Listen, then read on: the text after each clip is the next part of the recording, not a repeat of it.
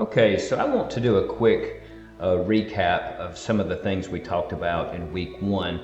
Week one found us reviewing some topics such as the Cartesian coordinate plane, how to identify the X and Y axes, the origin, how to plot points, graph lines, those types of things. But one of the bigger things that students struggle with are solving linear inequalities. So what I want to do to close out this week is to work a couple of problems that you should have encountered on the online quiz. I'm going to use the online quiz review, since that one did not count for a grade, just to work a few problems just as a good review and to set the stage for the next week. One problem we had was something like this: negative 3z minus 1 is greater than or equal to negative 16. And all this means is that if you take negative 3 times some number and then subtract 1, you have to get a number that's at least negative 16. And we solve inequalities just like we solve regular equations. I'm going to add 1 to both sides. This is going to allow me to get from 2 terms on the left down to 1 term, because the negative 1 plus 1 will cancel out. That leaves me negative 3z is greater than or equal to, and then negative 16 plus 1 is negative 15. And now the opposite of multiplying is dividing, right? So I'm going to divide both sides by negative 3. And remember, if you ever multiply or divide by a negative number, you end up having to shift the sign in the opposite direction. So instead of greater than or equal to, I'm now going to have less than or equal to. And of course, the negative 3's will cancel on both sides, in the numerator and in the denominator. And then negative 15 divided by negative 3 is positive 5. What this means is that as long as z is any number less than or equal to 5, we can use that as a solution, right? So anything less than or equal to 5 would work.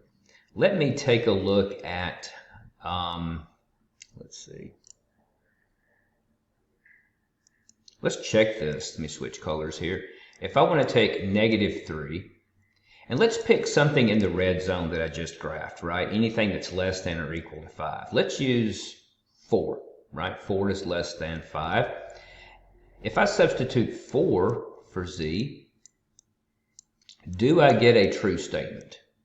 That's the question. Well, negative 3 times 4, right, is negative 12. And then negative 12 minus 1 has to be considered. We know that negative 12 minus 1 is negative 13. And negative 13 is larger than negative 16, right? Let's take a look at this on a number line just to verify.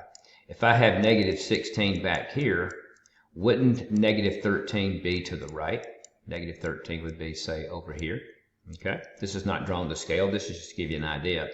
So anytime we pick a z value less than or equal to 5, we're going to get a true statement. We tested 4. We could have picked anything from 5 on down to negative infinity. Let's take a look at one more, one more problem of the types that we looked at.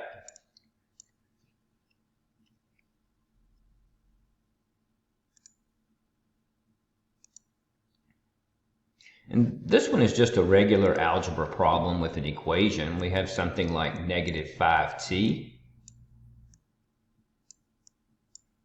plus 8t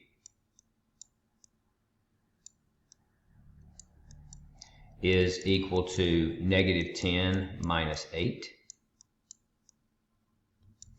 Negative 5t plus 8t is going to be positive 3t. And then negative 10 minus 8 more would be negative 18. And then I'm just going to divide both sides by 3. Once I do that, the solution is t is equal to negative 6. And of course, as before, we could substitute the negative 6 back in for t, and we should get a true statement. I hope this helps. Let's get ready for week 2.